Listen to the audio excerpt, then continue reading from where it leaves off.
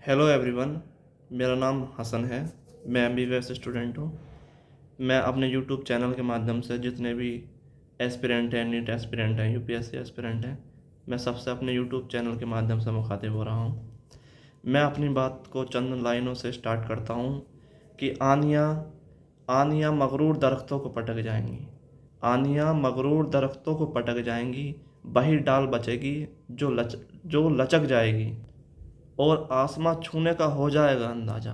आसमां छूने का हो जाएगा अंदाज़ा, जब जमी पाँव से निकल जाएगी। जैसा कि आप सभी को पता है कि नीट के एग्ज़ाम में सिर्फ अब एक मंथ ही बचा है। जितने भी प्रतिष्ठित संस्थाएं हैं, कोचिंग संस्थाएं हैं, सब अपना अपना टेस्ट ले रहे हैं। तो मैंने आज का पेपर देखा, एनालिसिस किया। मैंने एलन का पेपर भी देखा, मैंने नीट प्रेप का भी पेपर देखा। तो कहीं ना कहीं दोनों में एक ही समानता कि सिर्फ हार्डनेस ही हार्डनेस है। इसमें उनकी भी कोई गलती नहीं है, कोचिंग संस्थानों की, क्योंकि पेपर कैसा आ जाए आपकी तैयारी कराना उनका धर्म है, कर्तव्य है। बशर्ते आप अपने आप को मजबूत रखिए हर परिस्थिति में, हर उसके लिए। आपने पूरे साल भर माइनर टेस्ट दिए होंगे, उनमें बहुत अच्छा स्कोर रहा होगा, लेकिन अब जैसे ही मेजर टेस्ट हुआ होगा तो आपके मार्क्स कम भी हुए होंगे, क्योंकि मेजर टेस्ट में सिर्फ वही सवाल अधिकतर आते हैं जो आपसे डायरेक्ट पूछे जाते हैं, या फिर जो बिल्कुल नए होते हैं, जो बन सकते हैं। ये जो एग्ज़ाम है आपके धैर्य की परीक्षा है। जैसे जैसे आप ऊंचाई पर बढ़ते हैं, ऊपर वायु का दाब कम होता है, ऑक्सीजन की डेफिशिएंसी होती है, तो ऊपर जाते टाइम पर आप सभी को पता है कि सांस लेने में दिक्कत होती है। लेकिन भाई साहब, अगर आपने वहाँ पर कोई गलती की तो आप निश्चिंत ही वहाँ से सीधे जहाँ से आपने स्टार्ट किया था वहीं से ही आप औंधे मुँह गिरेंगे। क्योंकि ये जो अब एक मंथ बचा है ना एग्ज़ाम का, ये इतना क्रूशियल है आप सभी के लिए कि होता है ना कि ये टाइम अगर हम नीट की जर्नी को 4 पार्ट में डिवाइड किए करें, और ये मंथ जो हमारा अब बचा है, ये 11 महीने पर भारी है आपके। अगर आप इसे अच्छे से जानें, अच्छे से देखें तो। और सबसे मुश्किल भी यही है, सबसे इम्पोर्टेंट भी यही है, सबसे मुश्किल भी यही है। और आपके सिलेक्शन में 80 से 90% इस मंथ का रोल रहने वाला है। अगर आपने पूरे साल मेहनत की है और इस मंथ नहीं की, तब भी आप नहीं कर पाएंगे, ये निश्चित है, आप नहीं कर पाएंगे।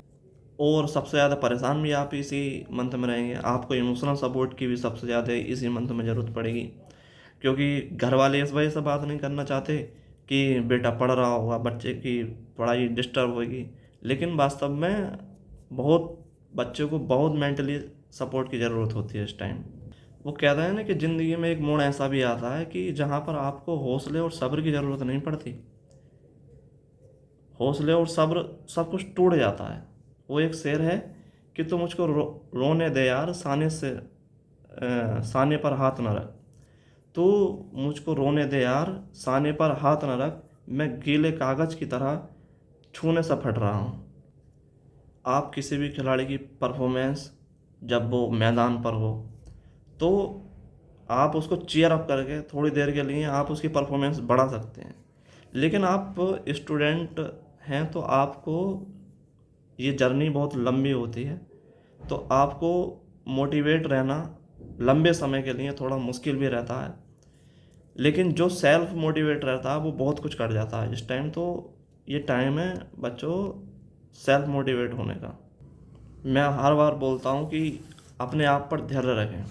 वो एक एग्जांपल पढ़ते हैं ना हम कि एक एग्जांपल पढ़ते हैं इकोलॉजी में साइबेरियन क्रेन का।